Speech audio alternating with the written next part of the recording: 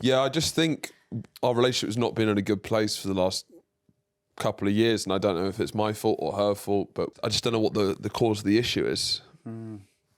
Well, what I propose we do is something called a Rorschach test, Right. which is some ambiguous ink blots, Right. and you just tell me what you say that you see. Okay, that could be good, yeah. It's a way of trying to put meaning onto the subconscious. You know what, at this point I'll try anything. Okay, so just say what you see. What? That's ridiculous. Just say what you see. That's a cock and balls.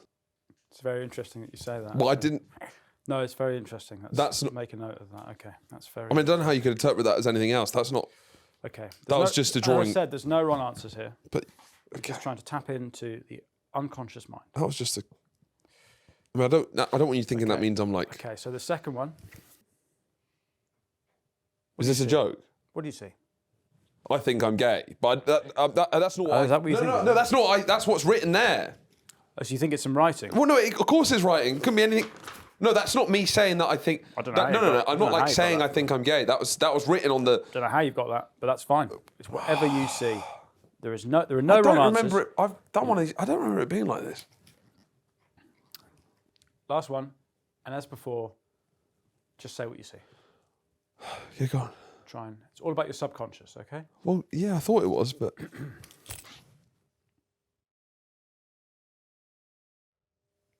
What do you see? Well, you've written, me a big pedo batty man gay style. You sure that's everything it says? At the bottom it says brackets in a Jamaican accent. Okay, so if you want me to help you, all together, what do you see? Me a big pedo batty man gay style. Fascinating. Absolutely fascinating. I don't know how that's fascinating. Wow. I don't know how you have your license to be a trained psychologist. You should be struck off. This is ridiculous. Well, I think you're gay and you owe me £2,000. Next.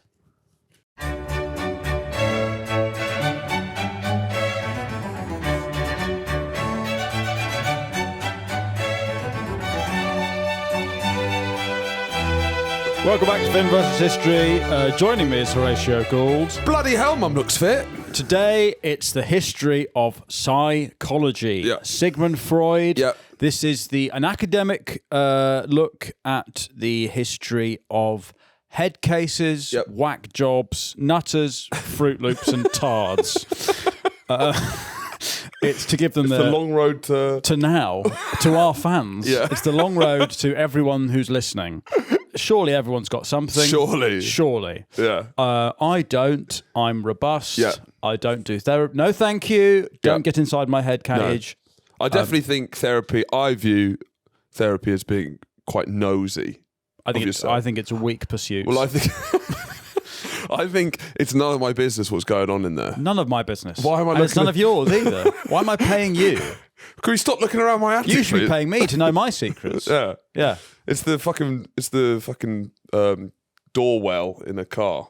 Oh yeah. Don't look in there. Just don't look down. Don't look look in there. I do That's not look none down of your fucking business. I don't look down at my car. And that's none of your business what's going on there. No. Daddy, what's in? Don't look down. Don't look down. Genuinely, there's mould growing on the back of my car on the floor. Yeah. So ignore that and just keep looking at the road. No, I'm not. Yes, I am dealing with it by not acknowledging it.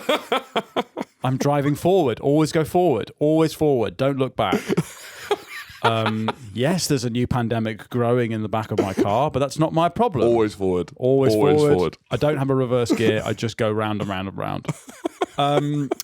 Yeah, so we're going to be... This series is we'll be mainly dealing with Freud, and then going in towards all the way up to the present day. Well, I mean, it's fascinating because now, obviously, everyone's got something. We've medicalised everyone's personality to fuck. No one can just be a bit weird or a bit annoying. It kind of colours everything now. Yes. Everything is like therapy taught. It's viewed through the lens of psychology. Yes. It's like a whole shift in how we view every single motivation, how people act. It's completely changed our world, basically. No one can just be a dick. They have to have fucking... or a heretic that we can burn at the stake. Yeah. Like, that's all gone because now it's like maybe they, just following, the orders in their head and stuff like that. Yeah, it's not their fault. You can't, as a mob, go up to someone with a big nose's house and then skew them on a pitchfork and scream. No. That's all gone now. I think you still can do that, to be fair. I think there's still quite a lot of people who like doing that. Maybe the But it's more frowned upon by polite society as opposed to encouraged. It used to be polite society. Polite society used to mean, are you He's coming? got a fucking massive nose. Are you coming with us to pitchfork the guy with the big him nose? alive. And you'd say no. And you go, what? Are you not polite? You're not joining in with the mainstream. So Freud is knocking about it's the end of the 19th century. Yep. As I've said many times, my favourite period. I mean, it's got a lot of fruity stuff, and to be honest, it does sort of lead to the fruitiest of fruity times, the 19th century. And they're knocking about at the same time, Freud and Hitler. They're in the same city. They're a couple streets over from each other. It's very apposite that the father of psychology is born in Austria, or he's born in what's now the Czech Republic, I think. It's the Austrian Empire, and all these, the founders of psychology, they're all Austrian and German because they're the weirdest people there are. It's the country of, as we've said, Fritzl, Baumgartner, Schwarzenegger, Mozart. These are Hitler. These are all Fruit Loops, and people have gone, why are we so strange? Why is this country so different to others? And so they start looking inside. It's the homeschool kid. Germany is the homeschool kid of the world. And they come meet. Austria, what, do you guys not do that? It's Austria. Austria is the homeschool kid of the world. Absolutely. 100%. Yeah. Do you not stamp on dry cornflakes in the morning? Like what? No. We get out and go to school and put our clothes on. Huh? So before Freud, let's just do a quick sweep through history. Yes. Because it's very, very recent that anyone's actually thought that what's going on in your head might mean anything or given it any importance. Yeah. So the word psychology comes from the two Greek words psyche, meaning mind, and logos, meaning reason. Yeah. So before that, there was humours, which now that was about 1,400 years. Yeah, it was interesting. So the Greeks came up, Hippocrates, what's his name? Hippocrates came up with the humours, and then they thought, well, that's solved. That's fine. For 1,400 years. Think about how much change is happening in psychology every year. It seems to be there's a new disorder, there's a new way of viewing things. The humours held for about, over a millennia. Much as Greek plumbing has held to this day. They were like, we'll just poo in a hole in the ground, wipe our ass with the vase, and that'll be fine. I do quite like the humours, though. So the four humours are blood, this is bodily fluids, phlegm, yellow bile, and black bile. And basically, your personality traits meant you had one too much of the other, basically. Yeah, it's like an Overton window. You want to be just in the middle of yellow, you want to be black. a centrist. Yes, you do want to be a centrist. You want to nick leg that you're humours, basically. Yes, exactly. But if you have too much of one quality, then that will affect your character. So if you were sanguine, which meant you were too sort of bloody, that would mean you're sociable, energetic, cheerful, and confident. And now, which one do you think Charlie is out of these four? Let's go through the rest of them, okay? Then you've got choleric, which is too much yellow bile, ambitious, irritable, quick-tempered, and intense. That's an interesting mix. Yeah, I wouldn't say that's Charlie. I wouldn't say that. Melancholic, too much black bile. Yeah. Analytical, sensitive, serious, and sad. Maybe this is I don't know any of these are Charlie. I am analytical and sad. I don't think so. I don't think you have an analytical bone in your body, brother. I don't think you're analytical at all. I think you are somehow sad, but you have no way to analyse it. Why? No. Sort of like a. Why do I feel like this? Like a pig in a cage. Yeah. You don't know. There's a sadness there, but there's no real profound understanding. You don't of what know it what means. sadness is because you're so thick. So it's like, I feel unhappy. Yeah. What is that? Horny or Am I horny or hungry, or am I in a cage? Why am I unhappy? Or there's phlegmatic to phlegmy, which means you're calm, slow to react, steady and unemotional. Now, when they said phlegm, do they mean the modern use of the word phlegm? Is it still the same? It's weird how the word phlegm has changed. Phlegm really has changed. Phlegm has meant calm and steady and kind of cool head to mucus that you hoik up off the bow of a ship. Yeah. I don't know why. I don't know why the other phlegm. Phlegmatic. He's very phlegmatic. Yeah, is it because you're expelling the bile? So let's just go back to the qualities. So I think Charlie is definitely sanguine, sociable, energetic, cheerful, but sad. Confident. I think he's definitely the blood one. For sure. He's not quick-tempered or irritable. No. So he's not choleric. No, he's like a golden retriever. Yeah, he's got no yellow bile in him. Yeah. No, I get angry at home though. I get angry in the privacy of my own home. What do you like when you're in your own car? Do you just like shouting? Sometimes I smacking the wheel. Sometimes I scream in the car. Fuck's sake, Charlie! And I feel as a kind of form of therapy. I'll just go sit in the car. Charlie, that's brilliant therapy. Is it? Take it from me. Yeah. That's all the therapy a man needs. lock the car, scream, open the car, go back inside. Maybe as a man who doesn't drive, maybe I'm missing out on a huge stress relief. This is why people think... Because I'm cycling. This is you why can't go like... oh my God! You cunt! You wanker! I would like to see a cyclist as aggressive to cars as cars are to cyclists. No, this is why people think you're gay. Right. It's because you don't drive, so you don't have a straight release. You don't have the time where you can sit in the car and everyone else has got out, and that's your special man time. That's where you process your feelings. Whereas now my special man time is walking down the street. Right. So that or whatever, I don't know. So my release is walking down the street going that is quite gay, to be fair. It's straight to down the street going I mean, I've seen you do that, and I think you wonder why people ask you if you're gay or not. He's not helping the allegations. Yeah. He's going, hi! I'm trying to relax. I do think a form of therapy would be going gay for a bit, or like just sort of looking gay for a bit would be, Do you know what's an unbelievable form of therapy? Go on. I think the truth is, it's probably not the right thing to say, but acting like you have Down syndrome is unbelievable. If you live, I've seen a lot of clips about this sort of thing about retard maxing. Going full retard is like... Have you seen this retard maxing thing? Where now finance bros are saying if you should start retard maxing, because what this means is that you don't overthink things, you don't contemplate risk, you just do, which is what successful entrepreneurs do. So there's something to it. There is, but the line they're drawing is that all successful entrepreneurs have Down syndrome, which I don't think. I think that's a bit of a leap. Well, there's a film by Lars von Trier called The Three Idiots, where it's these three guys have decided just basically the whole film is just them pretending to be retarded, right? And as this kind of like social experiment or therapy. Yeah. But I do genuinely feel there's something that really, in the privacy of my own home, going full retard is like, I feel so much, there's such a state of calm. In your own home. If you're going full, you're at the school gates, there's a mum you don't know and I'm just hugging her. Hello, just giving her a big hug, see what happens. It clears me out. Because it's just none of the worries. I think it would give me more You've got problems. bigger problems to fry. Like it feels like it just it takes it blurs all of your problems. Yes, it takes everything out of focus. So the four humours this lasted into the sort of medieval period, really, and temperaments were used as a sort of medical system for mood, behaviour, illnesses. They would say if you were like depressed or panicky or angry, they'd say, well, you've got too much of one humour. What is it? Is it like a star sign thing, or can you change? Are you like, I'm like, Black Bile? No, I think it's more like vibe. Hello, I'm Black Bile. Or can you change? No, I think it's just your personality. I think it's personality. I don't think it's mood. I don't think you're saying I'm having a yellow bile day. Yeah.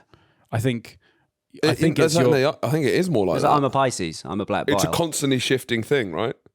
That's the whole point, is that it's literally just like... Oh, what, so you're trying to always get them in balance? Yeah. But surely you have a natural setting, a default, because this is... Remember, this is I don't think you're naturally but this is being used at people. This is a way of describing people who, what we would now see as having learning difficulties or But it's not learning difficulties. It's like someone who's angry. It's someone who's a bit, But it encompasses all of them. Someone who's confused. But it encompasses all of them. Because otherwise that means if you've got someone who, what we'd now say, has Down syndrome, but in the medieval period, they'd been like, okay, well, this guy still hasn't sorted out his overdosing. Well, this guy's just got unbelievable amounts of sanguine. Yeah. Right? This guy's got so much blood in him. He's so sanguine. He's so happy. He needs some more Black Bile. Yeah, exactly. Or does he? This episode of Fin vs. History is brought to you by Surfshark. Woo! Guys, look, you've heard it from us before. Yeah. No homo. No homo. I love Surfshark. Yeah, that's fair enough. He said it. He said no homo. No homo. I'm gay. No homo. I want to go down on Surfshark. Who is Mr. Surfshark? I don't know. I'd like to meet him. I'd love to shake his hand. I'd love to see his tight little trousers around his thighs. No if homo. only I could see it, but he's too well protected. Why? He's got a padlock over his arse. How come? Because he's Mr. Surfshark. And what does that mean? He doesn't let anyone within an inch of his trousers. He's got a chastity belt. If you like. So this is an internet chastity belt. Because public Wi-Fi is dangerous. They're like the public toilets of the digital world. Ooh. Go in there. You think you know what you're going in for. You don't know what you're leaving with. Yeah. I went in for a piss. Hepatitis. I've got AIDS. That's a bad deal. That's a bad deal. The exchange rate is bad. I went in for a pee-pee and I came out with full-blown AIDS. And that's because I went to a public toilet in Shepherd's Bush. Yeah. And they said it's a bar now. Well, you've not cleaned it up properly. But did you go into the AIDS toilet? Well, that's my yes. Yeah, that's maybe on you. To be fair, it said men, women, disabled, and AIDS, and I misread that, and I went into the AIDS one. That's fair enough. Yeah, it could happen to the best of us, but more often happens to the worst. But if Surfshark had been running those public toilets, that one would have been locked. Yes, because Surfshark, once your device connects to the internet, all the information is encrypted. Basically, you need to be a medieval king with his daughter about your internet, right? Yes. Chastity belt. Yeah. Don't go out after fucking 7 p.m. I want 7 men queuing, auditioning to have sex with her. I want you to have a real tough time at taking a shit because you've got a steel pants welded to your bottom half. And that is Surfshark. There is a risk-free 30-day money-back guarantee if you use the code FVH. Sing it with me. Foxtrot Vagina Hotel. We run the Foxtrot Vagina Hotel, and you get 4 extra months of Surfshark. Don't let these online threats catch you off guard. 3 of them are actual things. The only one that's made up is Black Bile. Yes. Because there's yellow biles in there, but I think they might have just misunderstood blood clots as being blood clad. So what? Yeah, if you're Black Bile, what are they again? You like Black Bile, analytical, sensitive, serious, sad. The sensitive, sad Jamaica blood clad. Blood clad.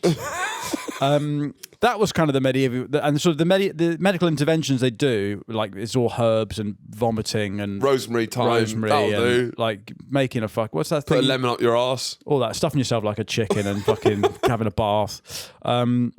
Leeches, all of that, bloodletting. Oh yeah, because that's why you did the leeches, right? It's to balance you out. Yes. So Charlie would be leeched. Charlie would be constantly leeched. Quickly. Yeah. Because you clearly got one of these, you got way too much of. But also, saunas are a thing. They could try and get out, smoke you out. So even. But I imagine those saunas weren't as nice as saunas now.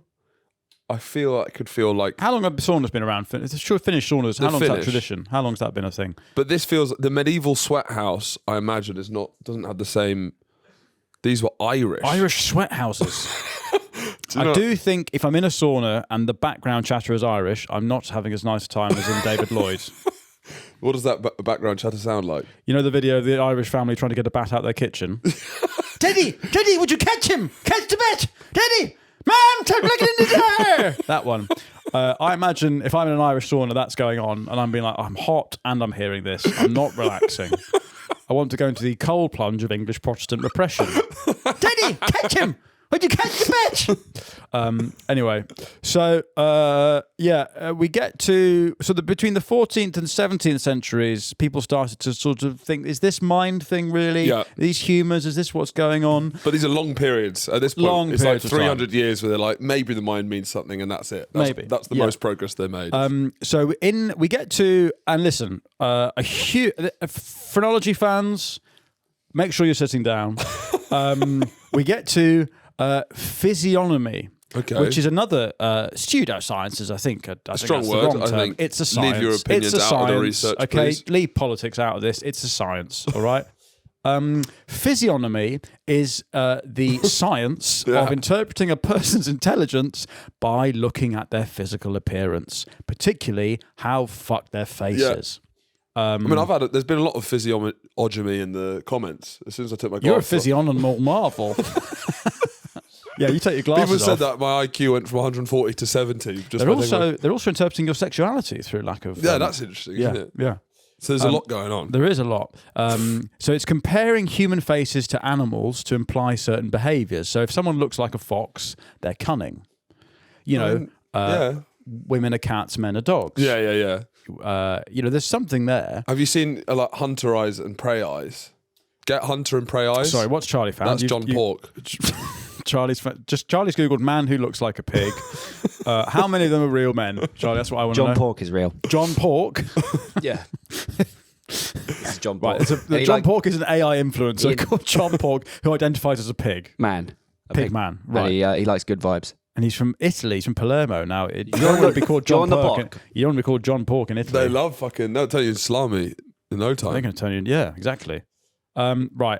Do hunter eyes and prey eyes. Oh, look at this. So this is what's going on TikTok. See, look. So this is basically saying that women are more attracted to men with the certain building of the eyes that are because they look like hunters, and there's people who have like prey eyes. They look like a fucking kudu or an antelope. Right. You know what I mean? Okay.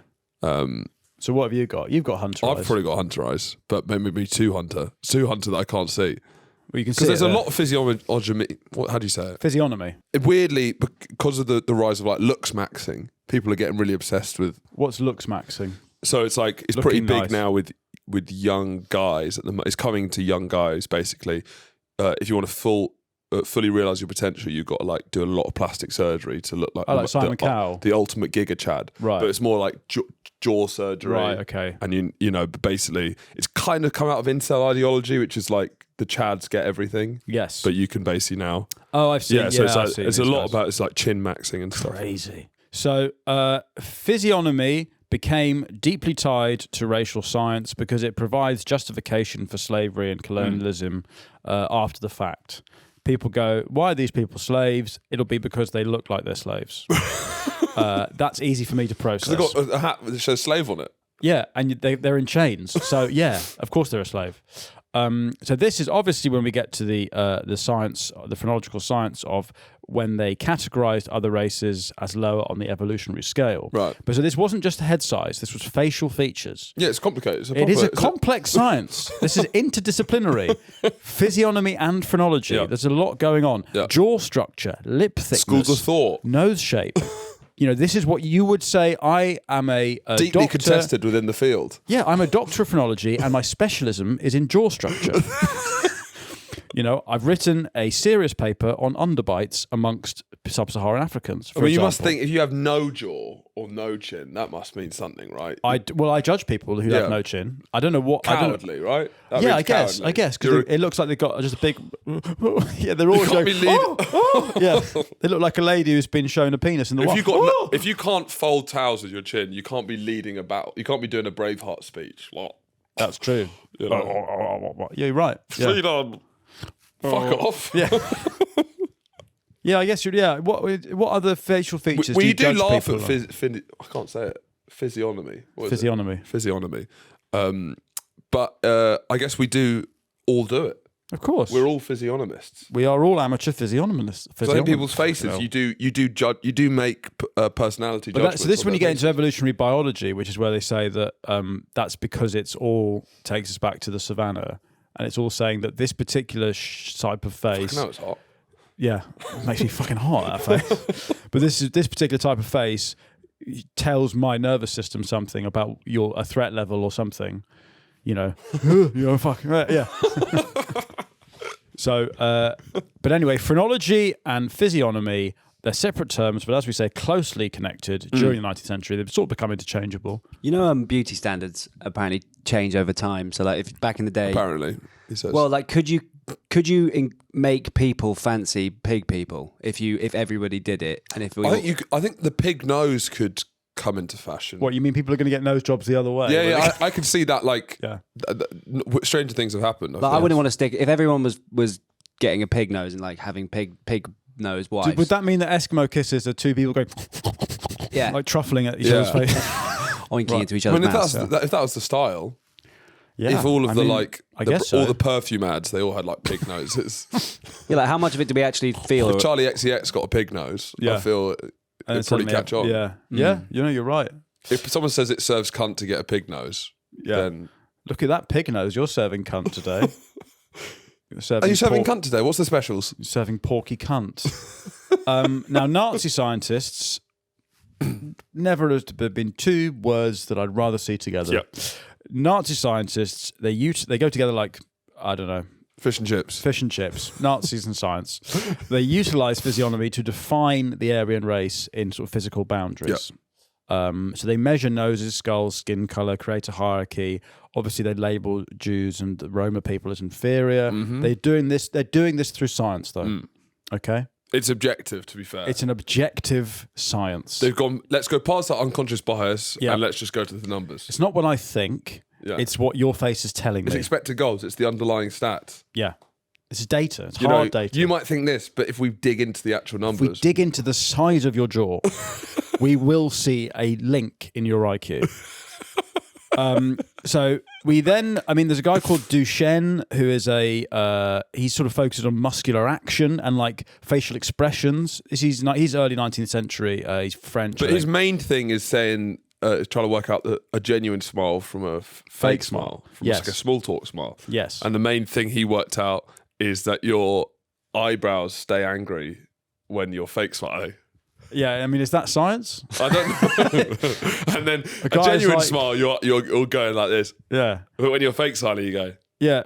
A guy who realised that eyebrows mean stuff, and he's a scientist. I mean, I guess all this stuff is open, isn't it? 9th century. No one's even thought about it once. Doctor. But apparently to look evil, if you look up, you need to bring your head up before your eyes. I'm going to try it. Gary Oldman told me in it. I didn't chat to him, but he told me. Bring your head up before your eyes. Yeah, so you look down and then you bring up. Yeah. Remember, how do you look good? Yeah. Bring your eyes up before your head. If you want to look nice, you go. No, because then you're doing this. If you want to look non-threatening, you go cross-eyed. If you're bringing your eyes up before your head, then you're doing this, which looks like you're frowning at someone. Yeah, remember, you're not on camera. But the Duchenne smile, that's he gave his name to a smile, which is a true expression of joy. I mean, again... Yeah, but everything's up for grabs, I isn't know, it? it's like you give your name to anything in this day and age. Or now, just smiling with your eyebrows is the Duchenne smile. Not an anal douche, Charlie. So it's pioneering work. When you gape. Sorry? The Duchenne smile is when you gape after douching. No, that's the Charlie Milner smile, is you gaping at an arsehole. After being douched. Yeah. You know what? First time I ever douched. Is it an anecdote? Yeah, go on. First time I ever douched, I didn't understand. The first time I ever douched. My first douche. My first douche. I've never said that sentence ever. I'll douche you. I sit in my car alone. I can douche you. Sorry? I'm not asking to be douched. Well, just carry on your story. I didn't understand how it worked and just literally shat all over the floor. I was in Oslo. in Norway on a kind of sexy weekend, but I just shat. On a sexy weekend? Pooed everywhere. Yeah, me and my girlfriend, I was going away, so we went on like a sexy weekend, and I shat on the floor, and it kind of spoiled the vibe, spoiled the mood. Seriously? So why were you anal douching on a sexual weekend? To explore my bum. To explore. And was it... Norway, did you have to get as far away from... We're going to Norway so that I can explore my bum. Did you see any museums? Did you go to the Munch Museum? No, he went up the fjords. The glaciers are melting. It's also like the Scream. We went to the pub and walked in the snow, and then I douched in the toilet. Right. But how did it ruin the vibe? Did she find out about the shat? I don't know. It's just not very like. No, but she didn't have to know about it. Was she there when you packed your douche? Yeah. Yeah. Yeah. So it was like we're gonna go to Norway to explore. Well, yeah. Can you pack some spare pants as well? Can you not just pack loads of different douches, please? Have you ever douched? No, I've never douched. Would you like to? I clean my arse. That doesn't count. That's different. What do you mean? What's the difference between... Yeah, I've wiped my arse. I've not douched over the floor in Norway. What's the difference? Is it an enema? But you don't give yourself an enema. It's like a backstreet enema. What's an enema? Enema is a professional arse I love a man who's given himself an enema nearly every day of his life, not knowing what enema is. An enema is a... bum squirty time. Oh, right. That's why I never called it that. A yummy bum. I thought it's my holiday bum douche.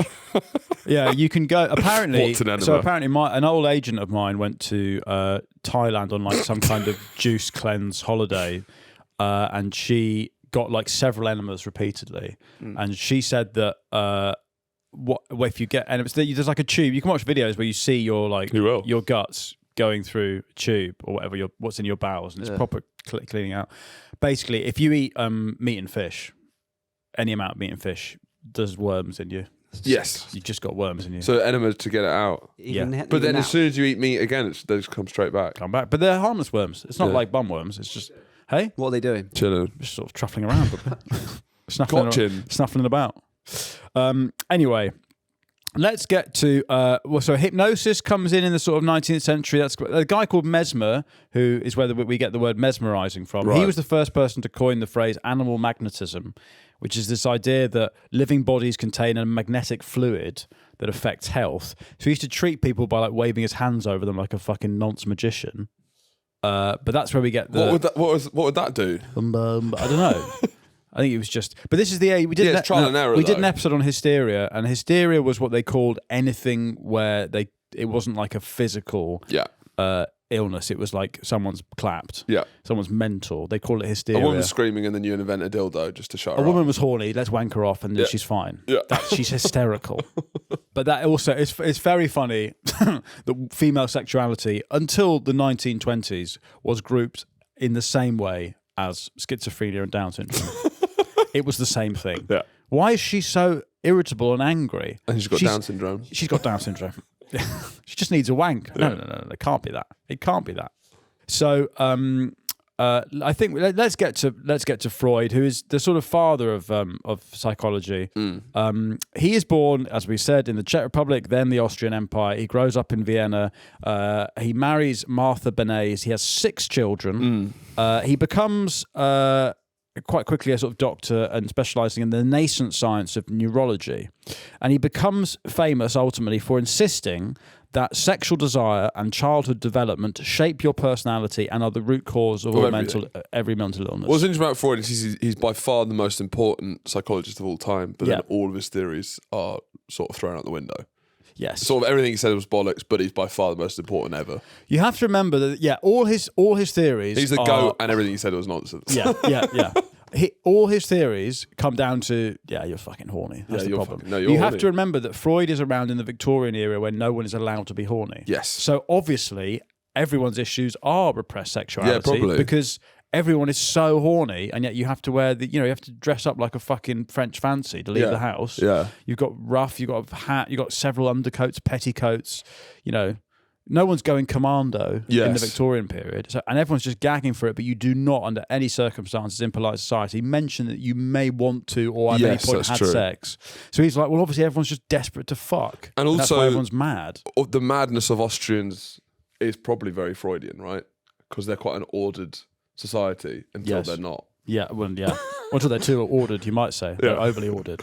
But again, he's walking around Austria going, why is this place so fucking weird? Why is everyone so fucking... Why so people are mental? Why are people jumping from the moon?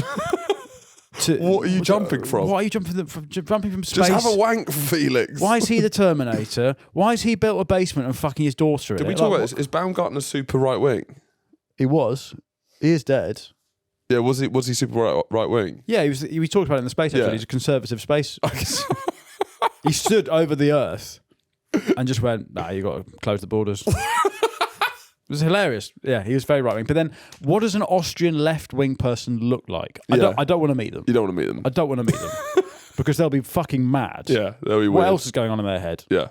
Basically, all the concepts that we now like, Freud is probably more responsible for like language than, as in, he's giving us more words than I think anyone. Well, he just started since. it all off. Just even thinking about it in that way. It's completely paradigm shift. The whole idea of the unconscious is Freud. Him. He's like, you don't know why you're doing that. Actually. Which is it defines how, like, being pre-Freud, just the way we talk about everything would be so different. So sincere. Because not having the unconscious to fall back on would be a fucking nightmare. It would be a nightmare. Why'd you do that? I guess I wanted to. I guess I really wanted to. I don't think I did, but I did it, so I wanted to. Everything must have been so literal pre-Freud. Defense mechanisms, dream analysis, psychosexual development. So his early clinical works, as I've said, involves women who had hysteria, which means they were either sort of annoying, horny, annoying and horny. Yeah. They weren't loud. They were loud. Shrill. Their stories didn't end. They hadn't done the washing that day. Yeah. They weren't putting out. Big nose. Couldn't drive. The list goes on. I haven't got enough time. Yeah. His main core ideas in his early works, and bear in mind, he's like the only guy. He's the first guy who thinks, "Why don't I just sit and talk to this nutter?" Yes. And they're not even nutters. Yeah. They're just people who are a bit sad or whiny or horny. Before Freud, everyone had been rubbing hands on them. Had been like trying to wank them off with a non-wanky hammer. It's trial and error though. You've got to try that stuff. He's the first guy, and he's the first person who says, we should have a conversation, but I shouldn't be facing you because then you're going to open up more. If you're lying down in the bed and I'm sat here, you're going to open up more. And he comes up with this idea of... Does the Poznan. He does the Poznan to them. The Poznan's actually, when they do that, they're actually letting the away fans be like, oh, we can open up now. We're actually really sad at the goal you've scored. Do you know what? You're allowing me to express my sadness, and that's very nice. So he comes up with this technique of free association, which is you just let them talk, and in letting them talk, they will reveal their unconscious. I mean, that's true. It is true. Like there's people who just can't help but feel silences. Yeah. And it's just, that's when the real magic. I'm very good at holding silence. Yeah. Very good. Very good. I do think it's a big mistake to want to feel silences. That's where you say the mad shit. What? What's that supposed to mean? I think you're needy. That's what I'm drawing from that psychoanalysis. Yeah. Could not feel the silence. We've got to remember this is an audio form. Have I told you my worst therapy experience? I'd love to know your worst therapy experience. Basically, oh my god, yeah. I think this is the first episode of Boys Gone Wild. First thing I ever said in the pod, actually. This is kind of the beginning of realising Charlie wasn't who we thought he was. Yeah. Remember when he was just a booker on Film vs. Internet and he was just quite a charming, sweet guy? Such a charming, sweet guy. Yeah, and then I used to be a producer of Boys Gone Wild, and I was worried. What? I was like, maybe I wanted someone a bit mental to be the producer. And then this is what he told us in the first episode. Competent professional man, I thought, in the first couple of months. Basically, I had a therapist called Lilia. She was lovely. She was from Russia. We were together for a while. And together? No. Yeah, together. As a therapist. As a partner. Yeah, don't say it like that, though. Yeah. Well, it felt like that sometimes. Yeah. But yeah. Is this before or after your anal douche in Norway? This is a couple of years after. So, post anal douche in Norway. Post anal douche. It makes sense. You've done that. You've shut yourself in Norway and you need to see someone. Right. Yeah. Makes sense. She was all weird. She was being weird with me on a therapy call. Mm-hmm. I normally do it in person, but this time I had to do it on Zoom. And she started the call by being like, Did you notice that I was being a bit off with you last session? Like, did you notice that I was a bit drawn out and cold? I was like, no, not at all. Why? Did you not? No, I was just trying to chat to her. And then she told me Let me chat to you. I was trying to, pour my heart out. And then she told me that throughout the session, I'd had my balls out. And she could and I was talking about how, like, self-aware, I'm too self-aware. And then I just got my nuts out. And what? So you didn't know why you had to be on Zoom? Yeah, but she was like, "Well, I can't have." She called a Zoom meeting, and then no. Yeah, you had the nuts out in Zoom or in real life? No, in real life. Oh, yeah, and then the next one is on Zoom, and he's Zoom. like, "Why is it on Zoom?" It's like, "Well, because you had your balls out the entire time." Wait. What were you wearing? Just like really loose shorts and no pants. Well, just my dad's pants. Well, there's something going on there. I mean, Freud would have had a fucking field day with that. You're wearing your sticking out of your dad's massive pants. The great thing about Charlie, you can't feel your dad's pants, lad. What a great game for us to play, right? Is the lottery of when is Charlie wearing his own pants? Very rarely. He seems to operate on some kind of community pants share. Yeah. So were you wearing like fucking basketball shorts? Huge pants. I like big pants though. Yeah, I prefer them. But and yeah, what kind of stuff were you saying to her with your cock and balls out? I'm too I don't know. I just feel like too self-aware. I don't really know what I'm doing. I feel like my mum doesn't really isn't really that proud of like some of the stuff that I'm working on. Just as you're fucking not. And then she didn't say anything for the whole session. I think she was just a bit shocked. She should have said something. She said that afterwards it was partly just to warn me that if that happened in public, then it's like a crime.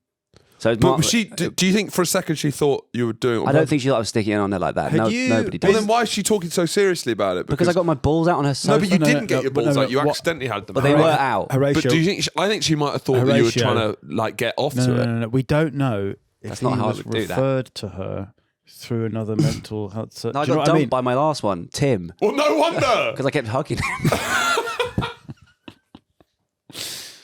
Yeah. Really? Yeah. Too much physical contact, apparently. Really? I needed more standoffish, so I got like a Russian lady. This is genuinely what happened. Wait, so you didn't leave that person? No, they reassigned me. And what I want to know is who is. What I want to know is who's they. I think this will unlock a lot about Charlie. Are you being referred as part of some other care? It's called Help. They're called Help. Right. And the lady's called Amanda, and she just called me up and said, "We're going to switch it over." Is the CIA getting involved at this point? I supported the move. Yeah. But I had to leave Lilia recently. We recovered from the ball thing. Did you?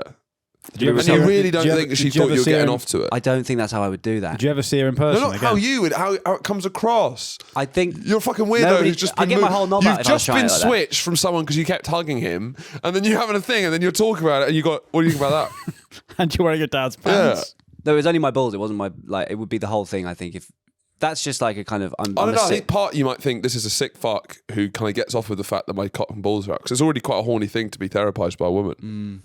I think my reaction made it clear that I was I was fucking mortified. The thing is, it ruined my whole day. It ruined the whole day. I've never seen you mortified. I was really upset. The thing is, balls falling out of shorts is just a hazard. Yeah. And I'm sure Freud would say there's sometimes for old men it is a trip hazard. Themselves. Imagine dying because you tripped over on your own balls and you hit your head. Done. But I mean, Freud would probably say, well, this is the great male, if that happens when you're like in the right childhood stage, he would say, well, then that's why you're a fucking sex pest. He would attribute stuff like that. It's like early traumas completely define your life, basically. So let's go back to the case of Anna O, who was a patient that got her vag out while she was talking to... No. Anna O... So she's like the ground zero of modern psychology from the patient perspective. Right. So she's like a seminal patient. So Freud pioneers the talking cure to her. She describes her sessions as chimney sweeping. I guess he's rooting around up there. She wasn't treated directly by Freud, but she was crucial to his development because now her issue... What was her issue? What was her problem? She was hysterical, which again might mean that she was horny or she was sad. She was fucking mad. And Freud just let her speak. And again, this is not an era where women are allowed to speak freely. Yeah, so the stuff they must be saying is mental because you've never really tried it out. Freud's like, fucking hell. If you don't say anything, you let them talk for 3 minutes, they say the same thing over and over again. He's the first man to listen to a woman ever for more than 3 minutes. That is what that's Freud's historical figure comes from the fact that he was the first bloke to listen to a woman for more than 5 minutes. And then women are like, this guy's a genius. He listened to me. This is your dad. This is my dad. This is my baby's mum. Yeah, this is my dad meeting your girlfriend's mum, and your mum was ready to leave her life to go and live with my dad because my dad's a Freudian guy. Yeah. So the core ideas of Freud is that all human behavior is motivated, but most of the motivations are unconscious. Right. So is he the first person to coin the ego, the superego, and the id? Yeah, that's his shit. Thing. That's like we still say that today. So the ego, that's all. I mean, that's what's the superego and id. Take or leave it. That's frankincense and myrrh. But ego, that gets used all the time. The id is the unconscious, sexual and aggressive, like caveman. Charlie's got a massive id instinct. Ego is like the reality of like my how I perceive reality. Ego is the thing that structures it. You're right. And then superego is like what should I do? So superego is like I should do this because superego is a standard that you're trying to hit, like a moral reality that you're trying to a moral standard that you're trying to reach. Yeah, and then instinct is like the opposite of that. The base level. Yeah, and then you try and distinguish between the two. Yeah. So, but he coins this, and he says that he paints it like an iceberg where the id is completely submerged, and then a bit of the ego and a bit of the superego are over the top. So you could see people's ego and the superego, but they would not be aware of their id necessarily. But he also says that he defines childhood development in these phases. So he says there's the first phase is the oral phase. Yeah. And this is 0 to 18 months. Right. And this is that babies explore the world with their mouth. You're always chewing on a spoon, honking on a tip for the first year and a half of your mouth, for a year and a half of your life. So, and pleasure is through the mouth. Babies explore the world through their mouths. Right. They put everything in their mouth. If you successfully pass the stage of weaning, if there's no trauma attached to you stopping breastfeeding, then you will avoid having a lifelong oral fixation. Right. So an oral fixation could result in like obesity because you love eating food or like that kind of thing. So and Freud smokes, or having a sarcastic personality, which is both of us, to be fair. Why is that oral fixation the sarcastic? I don't know what Freud. I mean, this is a lot of Freud. Is like you take Tuesday. Yeah. Okay then. I don't know how sarcastic. It's quite funny, the idea of the sarcastic breastfeeder. Yeah. The adult man who still breastfeeds go, yeah, right. Mummy. That's a very... yeah. The sarcastic man who still sucks his thumb. Yeah. Yeah, all right. In opposite day. Mummy. Interesting tidbit about Freud, though, is he smoked 20 cigars a day and that's what killed him. Yeah. So, obviously, he still wanted it. Yeah. No, I'm fine. Constantly trying to stimulate the mouth. Right. So yeah, smoking, you know, I guess compulsive dick sucking. Yeah.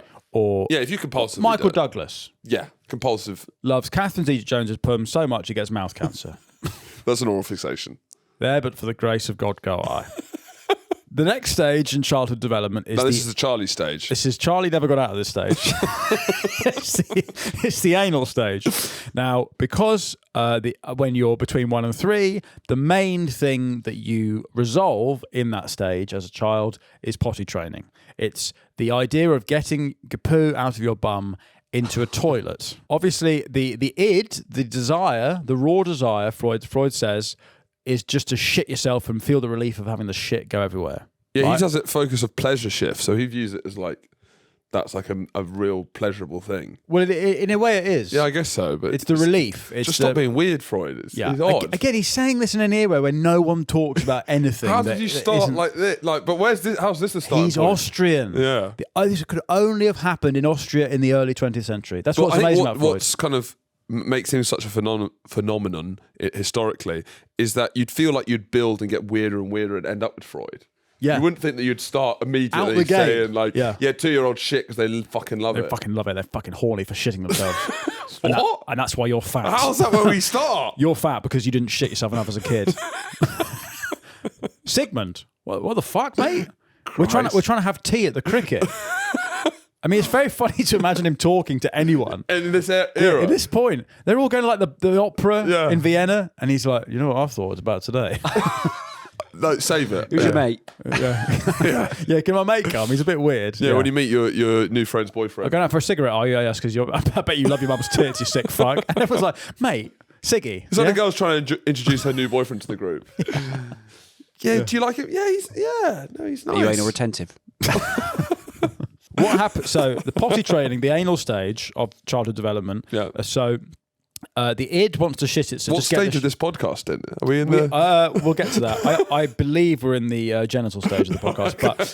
But the anal stage, the id wants to just shit and feel the relief of shitting. The superego knows that has a value. Well, there's a moral value. Holds a moral value of shit should go in toilets. That's my principle. Because otherwise society will collapse. I'm a man of principles. A man of honour. Yeah, the ego is the reality of I've had an Indian last night and I'm nowhere near a toilet. I'm closer to a bush than I'm a toilet. So my course of action. But it's not ideal. It's not ideal. It's reality. But the id doesn't give a fuck. The id is poo poo now, please. Poo poo now. Poo-poo. That's the voice of the id. It's also the voice that Charlie hears every day in his head. No, Charlie doesn't have a super ego. No, he's an id and an ego. I want to poo poo now, so the ego says poo poo now. Okay then, well I guess that's done.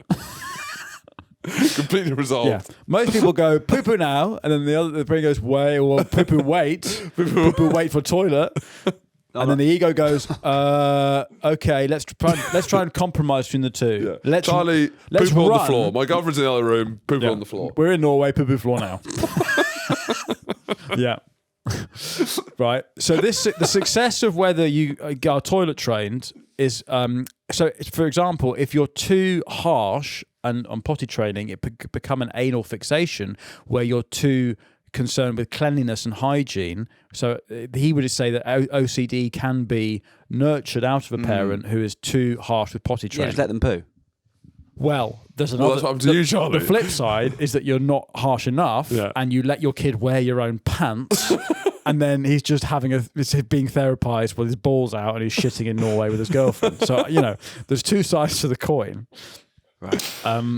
So in psychoanalytic thought, or more in Freud's thought, the act of withholding and releasing feces is symbolically linked to holding on to or giving. Just holding on. So retention. So like the sexual fetish of like holding on to shit. Then we get on to the phallic stage, which is when a child is between 4 and 6. Yeah. They start to become aware that they have distinct sexual organs that are different from their opposite sex. And so they then become obsessed with it. This is when the Oedipus or Electra complex starts to form, which is where Oedipum. Not the Oedipum complex. That's where so a boy would desire their mother sexually, but through the terms of a childhood, like latent unconscious sexuality. Unconscious is like, yeah, why is this old man fucking my bird when he's looking at his dad, basically? Yeah, you're looking at a 4-year-old and in their head they're thinking, what the fuck's this guy fucking Speaking to my girl. What? You're a back off, mate. That's my fucking piece. We've been together for 4 years. This toddler. I've been sucking on her boobs. Who the fuck are you? Who the fuck do you think you are? Yeah? No, you can't buy her a drink. Fuck off. Why don't you back down? Little toddler stuff. Little toddler. Who the fuck do you think you are? Right. And then he sees the father's arrival, and he resolves the conflict by identifying with the father's traits and becoming more like the father. Wait, so is what he says is the way to not want to fuck your mum is you become like your dad? Basically. Yes. No, it's a successful resolution of the Oedipal complex, right? Is that you inevitably have to be your dad? No, it's that yes. So it shapes your adult identity, and you model yourself off your dad, but you have no latent sexual desire for your mother. So if you throw out the idea of being your dad, is that mean is an unresolved Oedipal complex? Yeah, basically it means you're horny for your mum. Yeah. But do you like impersonate your dad? Like to initiate titty sucking? You like, all right? No, you're not trying to fuck your mum by impersonating your dad. It's unconscious. It's actually it's unconscious. It's more. It's to be honest, it's more like symbolic. It's personality forming. Yeah. Yeah. No, you're not trying to get. You're not a toddler. You're not like leaning on the kitchen counter and saying, "You're right, mum." Hello, missus. You're not a toddler wearing your dad's suit trying to suck your mum's. Oh, you're looking nice today. The Electra complex is just the inverse, where it's women and men, but I think it's slightly more tenuous, that one. Then you get to the genital stage, which is the final stage, which is where it's like adolescence, and sexual desire should shift towards age-appropriate partners, and it's about separating from your parents. Successful resolution leads to healthy adult relationships, basically. So any of these stages, trauma or unsuccessful resolution will lead to some kind of personality defect in his head. Right. Or maybe a condition. Right. Yeah. He also has a thing called penis envy, which is his idea. All women, right? All women. Yeah. Just women. Yeah. The idea that when girls realise they don't have a penis, so maybe like age 3 or 4, they realise they are distinct and they hate it. They're green with envy. They're livid and they develop feelings of resentment, bitterness. This is where the idea of patriarchy comes from. I want that. That looks more fun. Yeah. They it's interpret. Maybe it's just seeing us piss standing up. Yeah, and they interpret their body as like castrated, so it's like they feel less, and this shapes their desires and their identity. Yeah, I guess. This is the interval at the opera. It's slightly. Like, yeah. You want my penis, don't you? You want it. You want it. You're jealous of my penis. You can't have it. That is why you can't enjoy this show. It's because you're jealous of my penis. It's like Sigmund, man. Just fucking chill out. All these theories, I guess, is that he starts to become very, very popular in Vienna. Oh, yeah? Weirdly, because, again, in no other city, in no other country, people be like, this guy's fucking amazing. What genius this guy is. So he essentially starts his own psychology school. And we haven't placed this. What year? So this is early 20th century, right? So what year would we say that Freud starts his like school? The documentary I watched, there was like a series of kind of time-lapse photos where the school kept like burgeoning, and more psychologists came in, and he was starting to train young neurologists, and it became an actual sort of science. 1902, he forms the Wednesday Psychological Society. Yeah. And the group was renamed the Vienna Psychoanalytic Society in 1908. So I know it's right towards the end of the episode, but should we just place this? We've been edging our listeners. They will be livid. 1908, that is... After the Titanic? No, it's not. Before the Titanic? It's before the Titanic. Where's the Titanic? 1912. 1912. It's just before the Titanic, and it's after icebergs. Yeah. After icebergs. Icebergs are around. When was the first iceberg? Millions of years ago. Let's just try and... No, we need to check. Millions of years ago. Because it might have been the iceberg was just invented and the Titanic hit that's why the Titanic was hit. I don't think there's an answer for that. Hang on. Well, the iceberg that sank the Titanic is believed to have broken off from a glacier around 1909, okay? But the ice is approximately 100,000 years old. Brilliant. Right. There you go. That places it. It's definitely places it perfectly. The ice that shattered the Titanic existed. The Titanic did not yet. Perfect. Brilliant. Finally, they know where they are. Yeah. So we need to talk about one of Freud's students, Carl Jung. Yeah. Now, Jung is my favourite. I think the stuff he says is much more interesting. Well, Jung, he's a bit more romantic, I feel. Yes, he was. A bit grander. It's a bit more like German idealism, sort of. Freud was all about everything you want to do, you don't know you want to do it, and it's because you're horny. That's to summarise. Jung feels more inspiring to the human spirit, I feel, than Freud. Yes, he totally. Freud's like, you love poo. You're jealous of my cock. And it's just like a bit weird. Like he's wearing a suit and he's got like... Freud is a bore. Yeah, he it's really like is. It's not even a bore. It's just creepy. Mate, he's a creep. Chill out. Yeah. Then Jung, there's just a bit more... I'm going to the shops. Do you want anything? Yeah, I bet you want some poo with that. I don't think that guy's a bore though, is he? There's something else going on. After a while, you're like, oh, fucking you want some fucking poo with that, do you fucking freak? You fucking love it. Yeah. You sick fuck. Freud is a sick fuck. Yeah. But yeah, Jung, there's a inherent drama to it. So Carl Jung is Swiss German. Yeah. Probably the second most weird type of nationality after Austrian. Swiss German. Yeah. And he is quite quickly, he's seen as Freud's intellectual heir. There's photos of him as a young man with like a shaved head next to sort of the older Freud. Freud refers to him as his crown prince.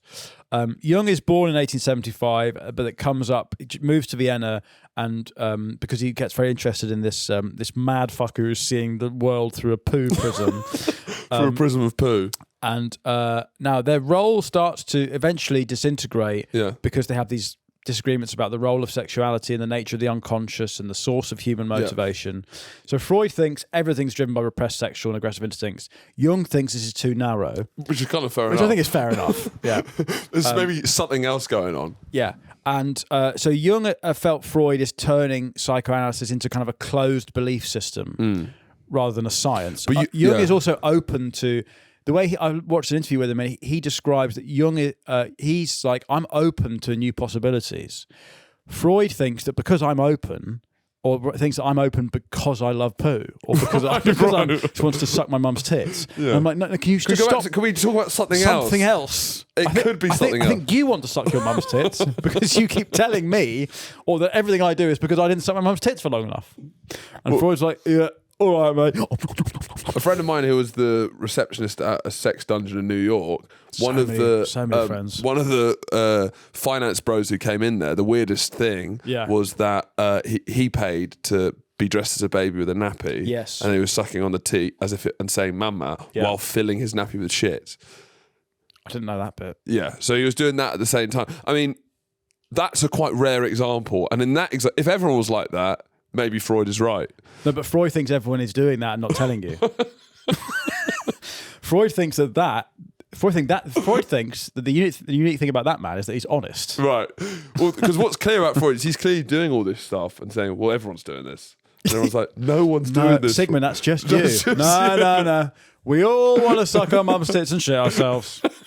And that's the human condition, man. And everyone's like, I think that's the Sigmund condition. Man, don't you get inspired by the human... It's just a story about the human condition, really. Yeah. That's all it is. Filling your nappy with poo and just hungering on your mum's tits. It's a human story. It's a human story. But how did he get anywhere with theories like this? Because he was Austrian, Charlie. But is there any proof for any of the poo What do you mean stuff? Proof?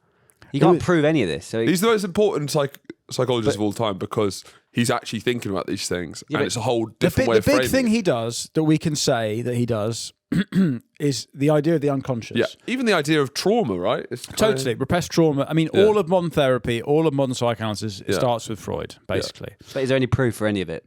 What do you mean proof? Can you prove any of this is true? Well, it's a framing of the world, really. The proof is in the pudding, as our, right. I think our researcher Phoebe researchers. When she starts making poo jokes, we know we've gone too far. Proof is in the pudding. That's what Freud was saying. There you go. You happy with that? Yeah. Proof's in the pudding. Oh, is it the pudding? Is it? Yeah. You need a poo. That's what you need.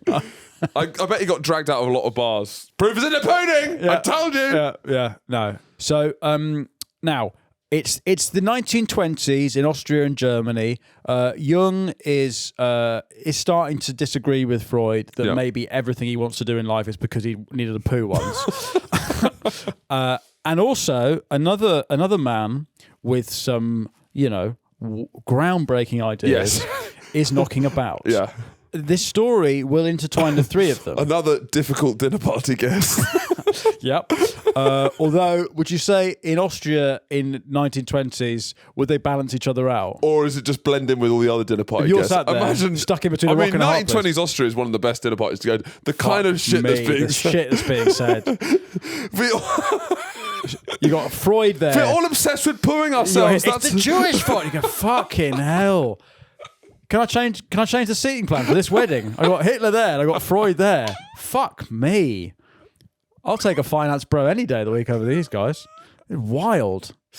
Yeah, there's the fruitiest dinner parties ever, 1920s Austria. Yeah. So, but the Freud and Jung and Hitler will all kind of dovetail beautifully in the next part of the story. I imagine Hitler doesn't like Freud. Hitler has a couple of issues with Freud, and it's because Hitler is a physiognomist. Right. He's a phrenologist, and he sees Freud. I mean, Freud's Jewish as well. It's got nothing to do with it. It's the size of his nose. Size of his nose, the jaw structure, and also what he's saying. But he's slightly more sympathetic to Jung, which we'll find out why in our next episode, which is already on our Patreon, where for £3 a month you too can subscribe to your own type of weird therapy, where you get instant access to series and there's ad free, and you get bonus episodes every Friday. Don't spend that money on a therapist. Spend it on us. Yeah. We will help whatever's going on. This podcast, we've passed the anal stage. We're now on the phallic stage. Come join us for the journey. Join us on the next stage of our phallic journey. I've just realised Horatio's got a penis. What's that going to do for this podcast? Am I jealous of it? In all seriousness, there's a therapy. In all seriousness, I'm a very serious man. Let's get serious. Let's get serious for a minute. People are struggling, and you talk to a therapist, and you don't tell anyone what you said. In the same way, if you're a Patreon, you cannot tell your girlfriend or life partner the kind of things you listen to. Yeah. I once bumped into someone in the street who said, I'm a patron, and the Zulu special nearly caused me to break up with my girlfriend. And I said, why? And he went, it's just too funny, isn't it? And I went, okay. I don't think that's how she saw it. She clearly disagreed. She wasn't like, that's so funny, we might need to break up. It turns out, the next sentence question I asked solved everything. She's South African. Anyway, that's on the... We've got a whole Aladdin's Cake. We have a whole unconscious of... Patreon episodes, and they are more unconscious. If this is the ego and the super ego, the Patreon is the id. Totally. It's this podcast, pure instinct. It's shit on the floor. We take the blazer off and Charlie's douching himself behind the camera. That's what's happening on the Patreon. There is the Nambler episode, the North American Man Boy Love Association. That was a different phase of the Patreon, where it was more difficult, just looking at drawings of child pornography. That was your idea to do that episode, I think. We've got so many. I mean, some of the recent ones we've done have been some of my favourite episodes. Caitlyn Jenner. Caitlyn Jenner. Really good. Great stuff. And also the film club. I mean, Cartoon. Gordon. I love that episode.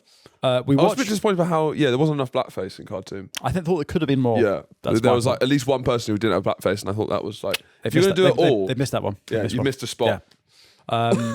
Anyway, that's on the Patreon, as is the next episode in this series. But if not, we will see you on Thursday as we continue our deep dive into Jung, the Nazis, Nuremberg, and beyond. Bye bye, sexy Morty. Bye bye.